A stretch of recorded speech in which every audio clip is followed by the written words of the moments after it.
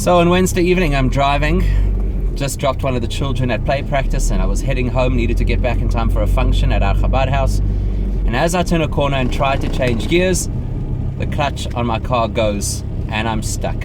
And it's really frustrating because the engine is running. You know, I've had the battery go flat before, and I've run out of petrol, and I've had a burst tire.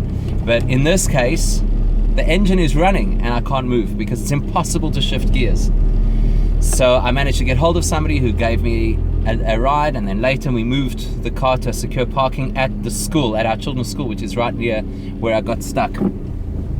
And the following morning, had the car towed. My daughter was very excited because here was this big fancy tow truck with flashing orange lights, and she was proud of the fact that the car that's getting towed is her father's car, and I really hope in the future she has other things to be proud of me. And I waited through the day. I took it to my mechanic. I waited to hear from him to see what's happening with the car. Nothing doing. Friday, still no word from him, so I phoned him up, what's going on with the car, and he says, oh, it's complicated.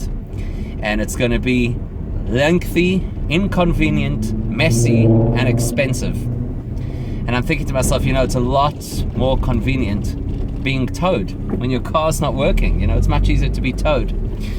But as a chassid, I'm supposed to think, what does this teach me?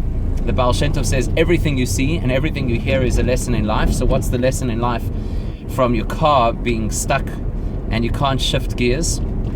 And I thought, well, in life, sometimes that happens to us. We get stuck and we don't know how to shift gears, and we're just in neutral, doing the same thing that we've been doing for a long time, not feeling inspired by it, not feeling that we're getting anywhere, feeling stuck. And it's really convenient to expect that somebody will come and tow us. Some big, fancy, flashy, powerful, inspiring intervention. Either an incident or a person or a book that we'll read, or perhaps even a trauma.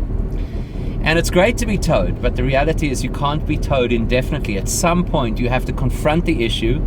You have to find where the problem lies. It's going to be messy. It's going to take time and resources, but you have to identify why you're stuck, and then you have to find out a way to fix it. Pesach is the time of the year when God sent the major tow truck to get us out of our tzoros. We were stuck as a nation. We were stuck in Egypt, and we didn't know how to get out, but He sent the rescue vehicle.